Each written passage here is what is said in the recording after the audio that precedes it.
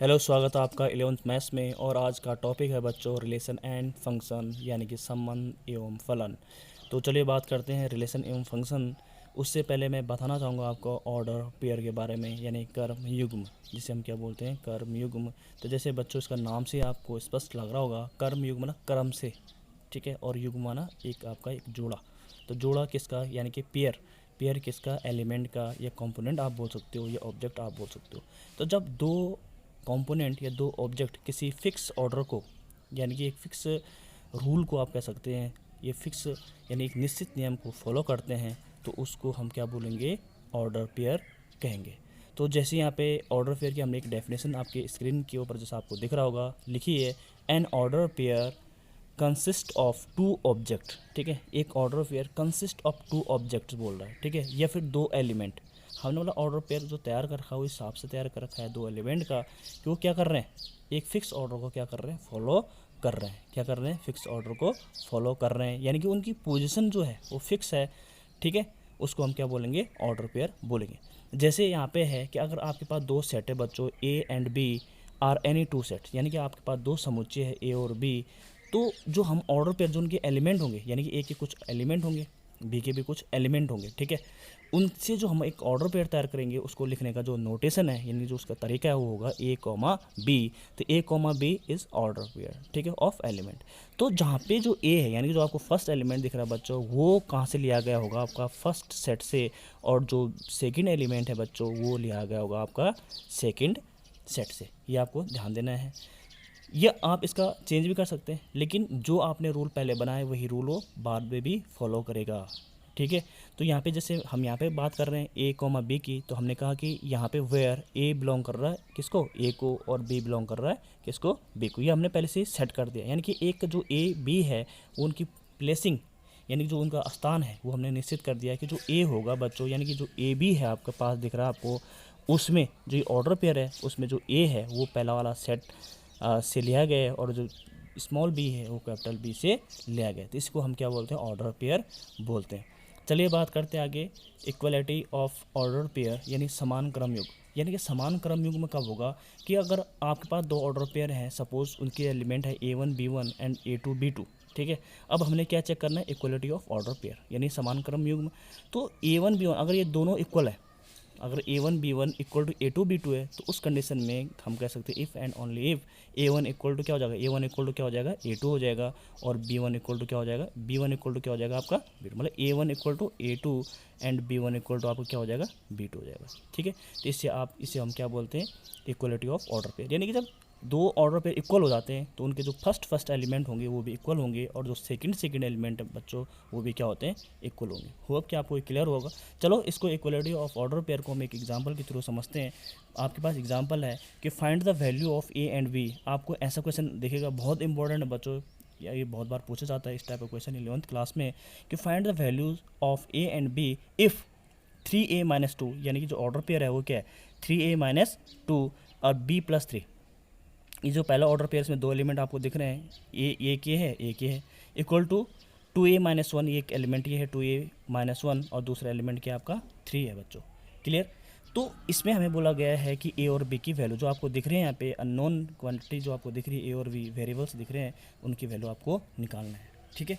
तो अभी मैंने कहा था अगर इक्वल है, बीच में इनका रिलेशन क्या है, दोनों ऑर्डर पेयर का रिलेशन क्या है, इक्वल का साइन है। जैसे यहाँ पे इक्वल का साइन है, तो बच्चों क्या होगा, पहला एलिमेंट जो होगा पहले सेट का, पहले ऑर्डर पेयर का, वो क्या होगा, पहले दूसरे ऑर्डर पेयर का पहले एलिमेंट के बराबर होगा। यानी कि 3a-2 इक्वल क्या हो जाएगा, 2a-1। इसको सॉल्व कर लीजिए आप नॉर्मली, 3a इसमें से 2 इधर आ जाएगा और इक्वल टू -1, और ये इधर जाएगा तो बच्चों क्या हो जाएगा, +2, जैसे आपको दिख रहा है यहाँ पे।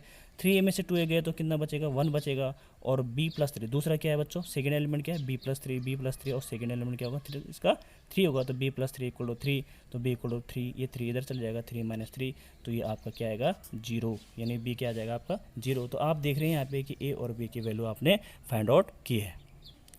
चलिए बच्चों बात करते हैं कार्टेशियन प्रोडक्ट ऑफ सेट्स की। सबसे पहले बहुत इंपॉर्टेंट थिंग है ये भी इस चैप्टर के लिए, इस इंट्रोडक्शन के लिए, कि कार्टेशियन प्रोडक्ट ऑफ सेट क्या होता है, यानी समुच्चयों का कार्तीय गुणन क्या होता है, ठीक है। तो कार्तीय गुणन को हम समझाते हैं आपको बच्चों कि सपोज आपके पास दो सेट है ए, और एक सेट आपके पास बच्चों बी है, ठीक है। और ए सेट है बच्चों आपके पास, सपोज मैंने कहा कि 2 कलर्स, ठीक है। 2 कलर्स आपके पास, सपोज ये है आपके पास रेड और दूसरा है बच्चों आपके पास ग्रीन। क्या है बच्चों? ग्रीन, ठीक है। और जो बी सेट है बच्चों, उसमें आपके पास 3 ऑब्जेक्ट्स हैं। क्या है? 3 ऑब्जेक्ट्स हैं। ऑब्जेक्ट्स मतलब जैसे एक है आपके पास टाई, एक है आपके पास कैप, और तीसरा है आपके पास शर्ट की मैं बात कर रहा हूँ, ठीक है। तो यहाँ पे बच्चों आप देखेंगे कि अगर मैं इनका क्या बनाऊँ, इनमें पेयर बनाऊँ इनका, ठीक है। यानी कि ए सेट में कितनी चीज़ें हैं? 2 कलर है, और बी सेट में क्या है? 3 ऑब्जेक्ट्स हैं, यानी कि टाई, कैप और शर्ट। तो अगर मैं इनका क्या करूँ, एक पेयर बनाऊँ, तो हाउ मेनी पेयर, अगर आप ये सोचोगे कि इसमें कितने पेयर बन सकते हैं, तो जो नंबर ऑफ़ पेयर है बच्चों, नंबर ऑफ़ पेयर्स बनेंगे वो क्या बनेंगे, आप चेक कर लीजिए। नंबर ऑफ़ पेयर्स क्या बन सकते हैं? एक बनेगा आपका रेड, रेड के साथ बच्चों क्या आएगा? टाई, ठीक है। एक ये बन सकता है, एक बन सकता है रेड के साथ आएगा कैप, एक आ सकता है रेड उसके साथ आएगा शर्ट, है ना, ये बनेगा। और बाकी बनेंगे जैसे ग्रीन के साथ आएगा टाई, फिर आएगा ग्रीन के साथ कैप, और यहाँ पे आएगा ग्रीन के साथ आएगा शर्ट, है ना। तो बच्चों आप यहाँ पे देख रहे होंगे कि आपको क्या मिले? Number of pair. तो नंबर ऑफ़ पेयर कितने मिले आपको? 1 2 3 4 5 6। यहाँ पे आपको क्या मिले? 6 पेयर मिले बच्चों। तो यहाँ पे हम बात करना चाह रहे हैं कार्टेशियन प्रोडक्ट, यानी कि कार्तीय जो समोचों को कार्तीय गुणन की बात करना चाह रहे हैं। तो इनसे एक डेफिनेशन जो तैयार हुई बच्चों, वो ये हुई कि हम ये बोल सकते हैं कि जो आपके पास जो डेफिनेशन तैयार होगी, यानी कार्टेशियन प्रोडक्ट की होगी कि सपोज़ आपके जो मैंने कहा कि आपके पास गिवन 2 सेट थे ना, तो गिवन और 2 सेट्स, यानी कि यहाँ देखिए नॉन एम्प्टी सेट बोलेंगे आप, 2 sets A and B, suppose मैं बात कर रहा हूँ ए एंड बी की। Then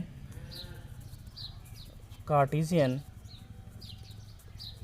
product of A cross B होगा। जो कार्टेशियन प्रोडक्ट होगा उसका क्या होगा? ए क्रॉस बी से उसे लिखते हैं बच्चों, ठीक है। इज़, ये क्या होगा? ए क्रॉस बी क्या होगा? Is the set of, is the sets of all ordered pairs, ordered pairs of element from A and B। क्या बोला मैंने कि जैसे यहाँ पे आपके पास कितने पेयर बने से, ठीक है। ये क्या बने? एक तरह से ऑर्डर पेयर तो है, रेड टाई, है ना, रेड टाई। देखो इसका इसके साथ, तो इस हिसाब से आपके पास एक डेफिनेशन तैयार हुई ऑर्डर पेयर की, या कार्टेशियन प्रोडक्ट जैसे हम बोल सकते हैं। उसमें क्या होगा कि given a 2 set A and B, then a Cartesian product of A cross B, यानी कि हम लिखेंगे कि जो कार्टेशियन ए और बी का जो कार्टेशियन प्रोडक्ट होगा, यानी कार्तीय गुणन होगा, वो क्या होगा? ए क्रॉस बी होगा। इज द, वो क्या होगा? ए क्रॉस बी क्या होगा? Is the set of all order pair, यानी कि ए क्रॉस बी क्या होगा? ए क्रॉस बी क्या निकलेगा? Set of all order pair. तो सपोज क्या है ऑर्डर पेयर, यानी कि जो ए एलिमेंट, जो ए सेट है और बी सेट है, उसके एलिमेंट क्या है? A1 B1 C1, या ए बी मान लीजिए आप, इसका ए है, इसका क्या है? बी है। तो एक ऑर्डर पेयर क्या मिला आपको? ए बी, जहाँ पे सच दैट ए बिलोंग कर रहा है किससे? ए से, और बी बिलोंग करेगा किससे बच्चों? बी से। तो ये आपका क्या होगा? कार्टेशियन प्रोडक्ट ऑफ 2 सेट होगा। यानी कि आपको ये पता है जो कि 2 सेट है और उनके जो हम कार्टेशियन प्रोडक्ट निकालेंगे, तो कार्टेशियन प्रोडक्ट करने के बाद जो ऐसे युग्म बनेंगे, यानी क्रम युग्म बनेंगे आपके, उनका सब का सेट, यानी उनका सबके सेट ऐसे फॉर्म में आएगा। और जहाँ पे जो ए होगा, यानी जो पहला वाला एलिमेंट है, वो बिलोंग करेगा फर्स्ट सेट से, और जो सेकंड एलिमेंट है वो किससे बिलोंग करेगा? सेकंड सेट से। चलिए बच्चों, इसी डेफिनेशन के आधार पर एक हम एग्जांपल ले लेते हैं। जैसे मैं कहूँगा कि ए इक्वल टू 1 2 3 और बी इक्वल टू मैंने कहा 4 5। तो बच्चों ए क्रॉस बी क्या आएगा? ए क्रॉस बी आएगा आपका, देखो 1 क्या आएगा? 1 4 1 4 1 5 2 4 2 5 3 4 3 5। कितने एलिमेंट आए? 1 2 3 4 5 6। इससे बच्चों आपने ये सीखा कि 6 का मतलब ये हुआ कि इसमें कितने एलिमेंट है, यानी कि एन ए बराबर क्या है। यहाँ पे आपको नॉट लिखना है बच्चों, जो मैं लिखा रहा हूँ पहला नॉट आपके पास, एन ए यानी कि कार्डिनल नंबर ऑफ ए, यानी कि कितने एलिमेंट है फर्स्ट सेट में? 3 एलिमेंट है।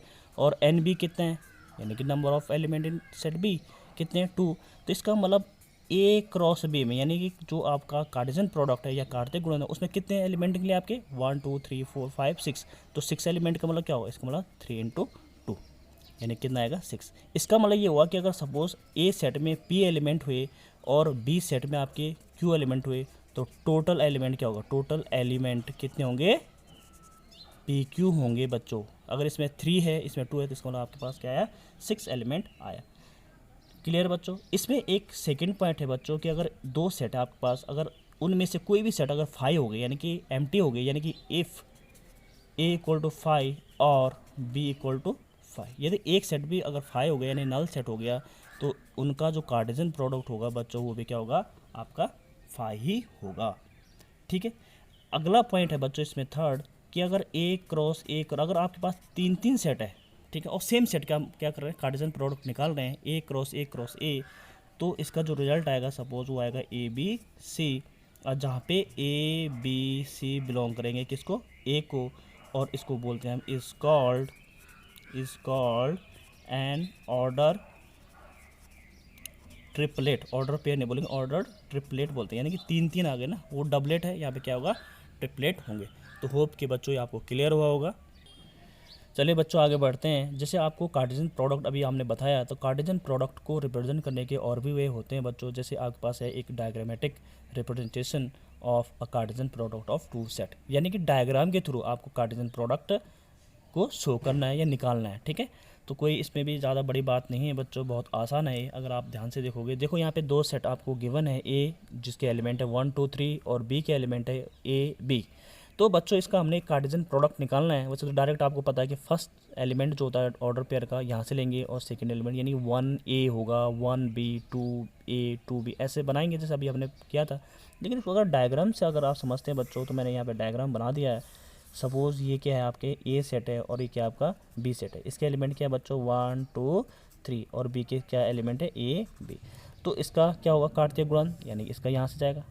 ठीक है, 1 का ए के साथ, 1 का क्या होगा बी के साथ, फिर 2 का ए के साथ, 2 का बी के साथ। ठीक है बच्चों, यहाँ पे ऐसे 3 का किसके साथ होगा, ए के साथ, और 3 का बी के साथ। तो आपको क्या मिला, आप यहाँ पे देखेंगे कि आपको जो कार्टेशियन प्रोडक्ट मिला, ए क्रॉस बी मिला बच्चों। यहाँ से भी आप समझ सकते हैं वो क्या मिला, 1 का किसके साथ हुआ, पहले 1A।